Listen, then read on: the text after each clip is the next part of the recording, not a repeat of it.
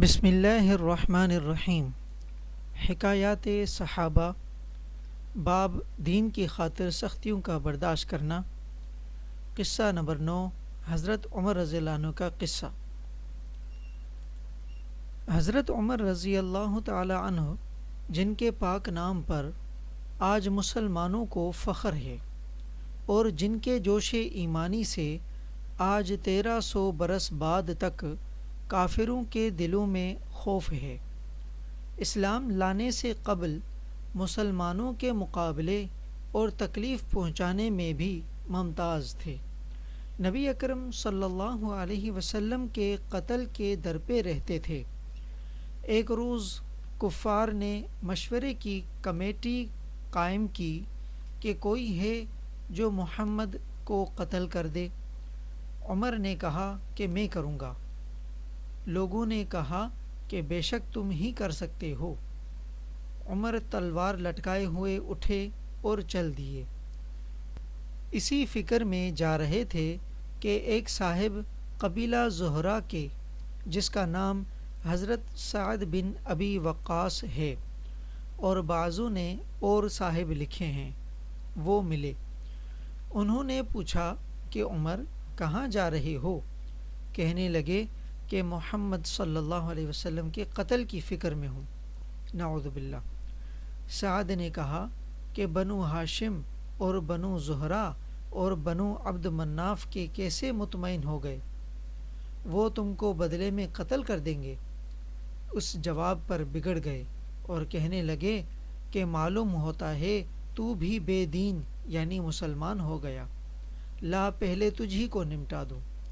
یہ کہہ کر تلوار سونت لی اور حضرت سعد رضی اللہ عنہ نے بھی یہ کہہ کر کہ ہاں میں مسلمان ہو گیا ہوں، تلوار سنبھالی۔ دونوں طرف سے تلوار چلنے کو تھی کہ حضرت سعد رضی اللہ عنہ نے کہا کہ پہلے اپنے گھر کی تو خبر لے، تیری بہن اور بہنوئی دونوں مسلمان ہو چکے ہیں۔ یہ سننا تھا کہ غصے سے بھر گئے اور سیدھے بہن کے گھر گئے۔ وہاں حضرت خباب رضی اللہ عنہ، جن کا ذکر واقعہ نمبر 6 پر گزرا، کواڑ بند کیے ہوئے ان دونوں میاں بیوی کو قرآن شریف پڑھا رہے تھے۔ حضرت عمر نے کواڑ کھلوائے۔ ان کی آواز سے حضرت خباب رضی اللہ عنہ تو جلدی سے اندر چھپ گئے اور وہ صحیفہ بھی جلدی میں باہر ہی رہ گیا جس پر آیات قرآنی لکھی ہوئی تھیں۔ ہمشیرہ نے کواڑ کھولے۔ حضرت عمر کے ہاتھ میں کوئی چیز تھی جس کو بہن کے سر پر مارا، جس سے سر سے خون بہنے لگا، اور کہا کہ اپنی جان کی دشمن تو بھی بددین ہو گئی۔ اس کے بعد گھر میں آئے اور پوچھا کہ کیا کر رہے تھے اور یہ آواز کس کی تھی؟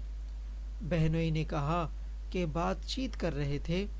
کہنے لگے کیا تم نے اپنے دین کو چھوڑ کر دوسرا دین اختیار کر لیا؟ بہنوئی نے کہا کہ اگر دوسرا دین حق ہو تو تب؟ یہ سننا تھا کہ ان کی داڑھی پکڑ کر کھینچی اور بے تحاشا ٹوٹ پڑے اور زمین پر گرا کر خوب مارا۔ بہن نے چھڑانے کی کوشش کی تو ان کے منہ پر ایک تماچا اس زور سے مارا کہ خون نکل آیا۔ وہ بھی آخر عمر ہی کی بہن تھیں۔